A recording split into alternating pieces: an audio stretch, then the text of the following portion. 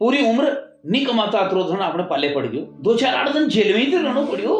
घर चल खाली कर वापस आ जाएं, फिर वापस जेल में डाल देता, कोई बात नहीं। एक दंडी का रूप धारण करके सामने आ खड़े हुए, पैरों में जूते नहीं, फटी धोती, फटा कुर्ता, फटी पगड़ी, कंधे पर कड़िया, कुबड़ी के टेके महाराज सामने खड़े हुए हैं दंडी स्वामी। क्यों? किसी कवि ने कहा है कि ना मालूम किस भेष में मिल जा रे भगवान रे।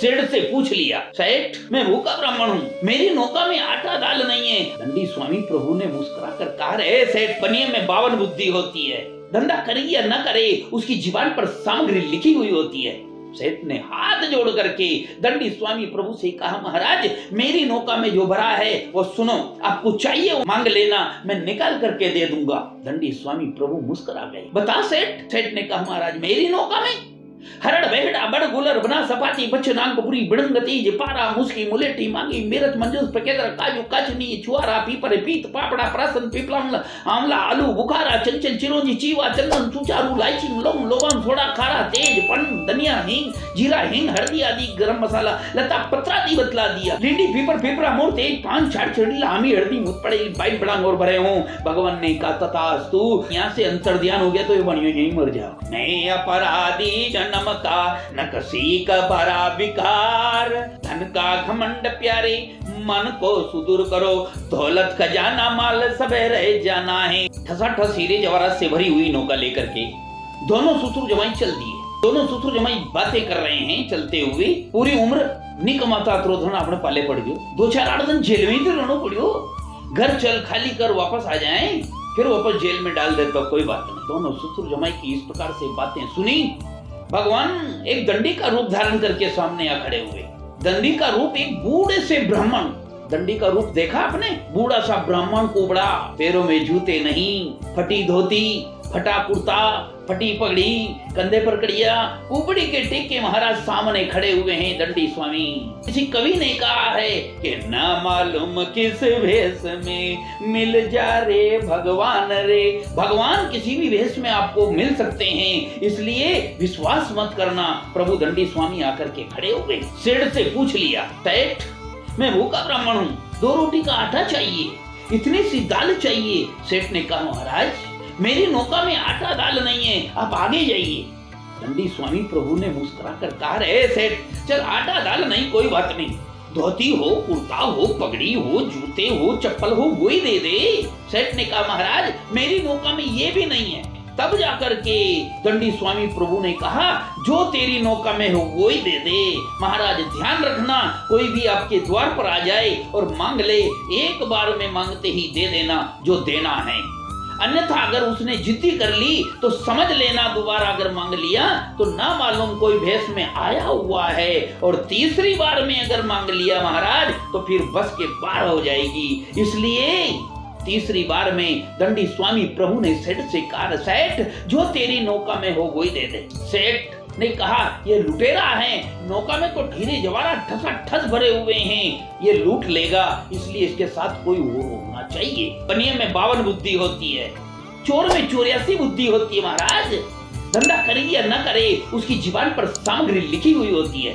सेठ ने हाथ जोड़ करके दंडी स्वामी प्रभु से कहा, महाराज मेरी नौका में जो भरा है वो सुनो, आपको चाहिए वो मांग लेना, मैं निकाल करके दे दूंगा। दंडी स्वामी प्रभु मुस्कुरा गए। बता सेठ ऐसा क्या भरा हुआ तेरी नौका में? सेठ ने कहा, महाराज मेरी नौका में हरड़ बेहड़ा बड़ गुलर बना सपाटी बच्च नागपुरी बिड़ंगती जिपारा मुस्की मुलेटी मांगी मिर्च मंजूस पकेदर काजू काचनी छुआरा पीपर पीत पापड़ा प्रासन पिपला आंवला आलू बुखारा चंचल चिरौंजी चीवा चंदन सुचारू लाइची लौंग लौंग सोडा खारा तेज पन धनिया हींग जीरा हींग हल्दी आदि गरम मसाला लता पत्रा दी बतला दिया। दंडी स्वामी प्रभु मुस्कुरा गए और कहा, रे सेठ और कुछ बाकी तो नहीं है तेरी नौका में? सेठ ने कहा, महाराज मुँह तो जाति को बनियो हूँ और कोनिया के चारा में थोड़ा बहुत सामान और होगा। क्या है? लींडी पीपर पिपरा मोर तेज पान छाड़ छड़ीला आमी हल्दी मुझ पड़े बाइट बड़ा और भरे हूँ। भगवान ने कहा तथास्तु, तेरी नौका में ऐसा ही हो। इतना कह करके और दंडी स्वामी वहां से चल दिए। दंडी स्वामी प्रभु ने विचार किया कि अगर यहाँ से अंतर ध्यान हो गया तो ये बनियो यही मर जाओ। एक पेड़ तले गई और आसन लगा करके माला जपना शुरू कर दिया। प्रभु माला आपकी 101 मूंगे की नहीं फेरते हैं, माला प्रभु मन की फेरते हैं। पलक लगाए आसन पर बैठे हुए हैं, पेड़ तले। और इधर सेठ की नौका थोड़ी आगे चली, जल के ऊपर आ गई। खिड़की खोल देखा, लता पतरादि के ढेर लग गए। मूर्छित का पृथ्वी के ऊपर गिर पड़ा। होश आया सेठ को तो विचार करने लगा, चिंता करने लगा। किसी कवि ने कहा है कि चिंता से चतुराई घटे, दुख से घटा शरीर, पाप से लक्ष्मी घटे, कह गए दास कबीर। किसी कवि ने कहा है कि माल पुनः मिल जाएगा, है दंडी का श्राप, उनसे जा मांगो क्षमा भी नहीं पूर्वक आप। उनसे जाकर के क्षमा मांगिए, वो आपकी इच्छा पूरी करेंगे। इधर उधर ढूंढते ढूंढते एक पेड़ तले दोनों ससुर जमाई पहुंचे। देखा उसी बाने में, उसी रूप में वही महाराज बैठे हुए हैं। पैर पकड़ लिए, लौटने लग गए, रुदन कर रहे हैं। सेठ ने कहा, किसी कवि ने कहा है, मैं अपराधी जन्म का, न किसी का बड़ा विकार, तुम दाता दुख भंजना, मेरी करो उद्धार। महाराज मैं तो अपराधी हूँ, जन्म का चला आया हूँ, आप तो दातार हो स्वामी, क्षमा करो महाराज।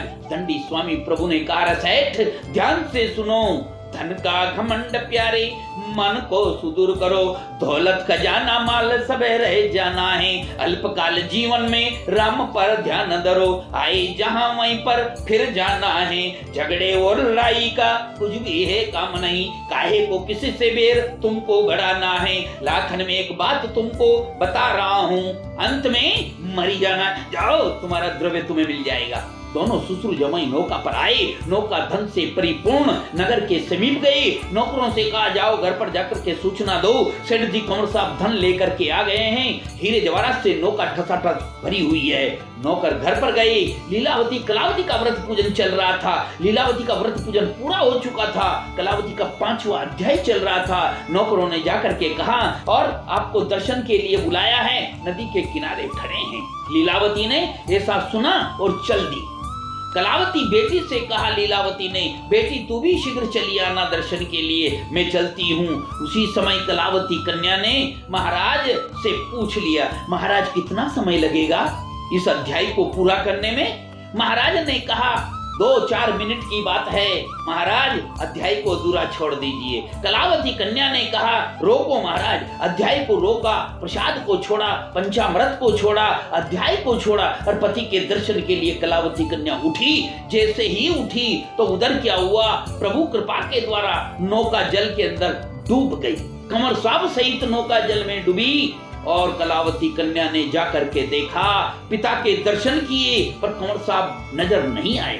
मूर्छित का पृथ्वी पर गिर पड़ी। होश आया तो चिंता करने लगी और कहने लगी, हे विधना तोर का बिगारा, जो अस आयु में डूब डारा, बिन पति कर्मों का ठिकाना, यही ते तो अच्छा मरी जाना। मैं तो इसी समुद्र के अंदर डूब करके मरूंगी, मेरे पति कहाँ चले गए हैं? उसी समय लीलावती, सेठ जी और कलावती तीनों रुदन कर रहे हैं। सेठ जी ने आंखें बंद की, भगवान से प्रार्थना की, प्रभु कृपा की न होती जो आदत तुम्हारी, तो सुनी ही रहती अदालत तुम्हारी। हे प्रभु, अगर आप कृपा नहीं करते तो आपकी अदालत सुनी पड़ी रहती। पुजारी जी भी आपके वारों गाड़वा नहीं आता। जो मुलजिम ना होते न तुम होते हकीम, न घर घर में होती इबादत तुम्हारी। हे प्रभु, न मुलजिम होते हम और आप हकीम बन के कुर्सी पे नहीं बैठ सकते। मैं हाथ जोड़ के आपके सामने नहीं आता और घर घर इस प्रकार से आपकी पूछ नहीं होती। जो कुछ गलती हो उसको कृपा करके संभालो मुरारी, जो गलती होगी उसे क्षमा करो प्रभु। इस प्रार्थना से भगवान प्रसन्न हो गए और आकाश से वाणी आई, ऐसे तेरी कन्या प्रसाद पंचामृत व्रत पूजन को दूरा छोड़ करके चली आई, इसलिए इसका पति अदृश्य हो गया है। घर जा, व्रत पूजन पूरा कर वापस आए, इसका पति इसे मिल जाएगा। आकाशवाणी को सुना, दौड़ी हुई कलावती कन्या घर गई, व्रत पूजन पूरा किया, प्रसाद पंचामृत लिया और आकर के देखा तो कंवर साहब की नौका जल के ऊपर आ गई। सेठ जी, कंवर साहब, लीलावती, कलावती चारों ने मिलकर के सत्यदेव भगवान का व्रत पूजन किया। उस व्रत पूजन के प्रभाव के द्वारा धनवान पुत्रवान हो गए। हर समय व्रत पूजन करते रहे, मोक्ष की प्राप्ति हुई। दूसरा जन्म राजा दशरथ का मिला। भगवान राम, भरत, लक्ष्मण, शत्रुघ्न जैसे पुत्र पैदा हुए। प्रभु जैसे अंतर्यामी ने उनके घर आकर के जन्म लिया। श्री सत्यनारायण व्रत कथायाम चतुर्थ अध्याय समाप्त। बोलिए सत्यदेव भगवान की जय।